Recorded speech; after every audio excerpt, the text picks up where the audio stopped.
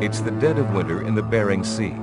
The Alaskan Monarch, a 96-foot crabber, is trapped in an ice pack off St. Paul Island. Loaded with 100,000 pounds of crab, headed into port to offload its fresh catch. The Monarch is being pushed closer and closer towards the rocky shoreline. With a damaged propulsion system, the Monarch is unable to maneuver, helpless as it's battered by 10 to 15-foot icy waves.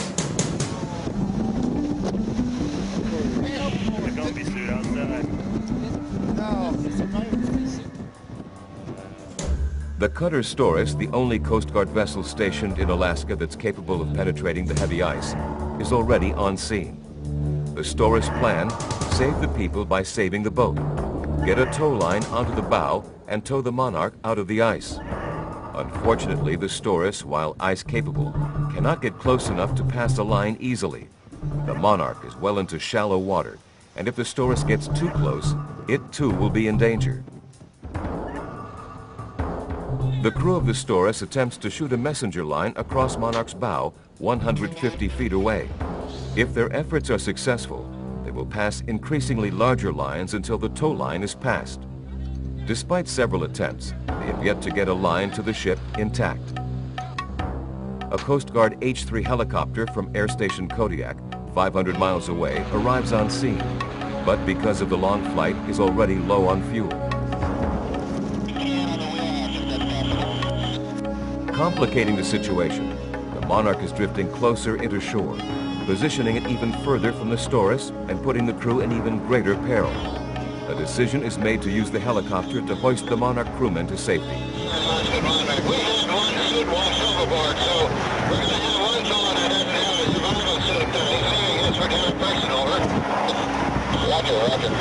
We're coming in for a approach now, skipper. The Coast Guard, in communication with the ship's master, learns that one crewman does not have a survival suit.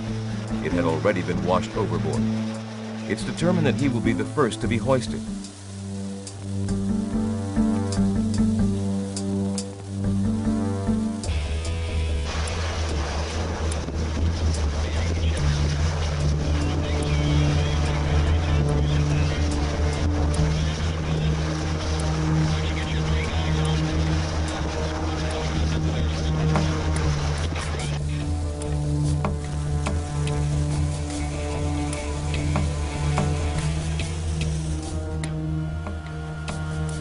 The hoist is executed without incident, and the next 3 hoists are also successful.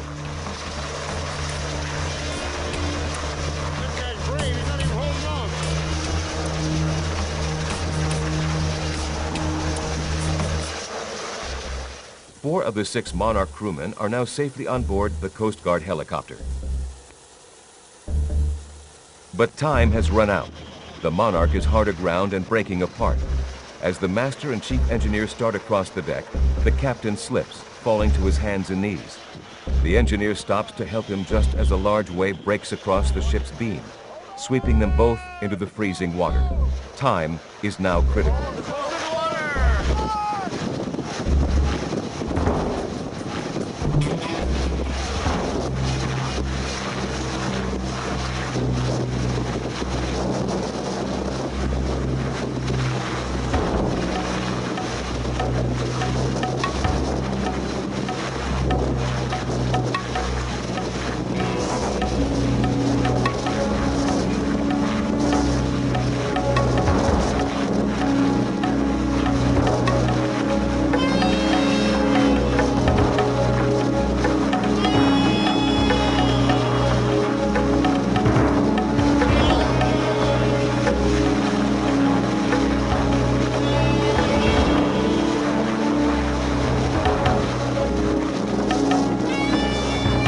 The crewmen can now be crushed by blocks of ice or trapped by the Monarch itself as it continues to be pummeled by waves and ice.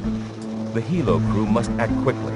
The flight mechanic lowers the basket again, hoping against hope that the fishermen can climb in. Miraculously, the chief engineer, anxious to escape the freezing waters, gathers strength and pulls himself into the basket.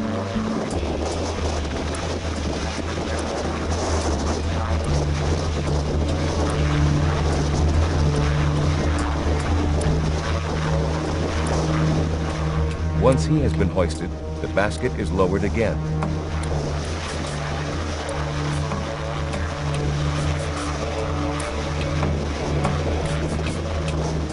But the captain is trapped. A block of ice sits on top of his chest. He cannot get into the basket. The helicopter inches forward until finally the captain can free himself from the ice and climb into the basket.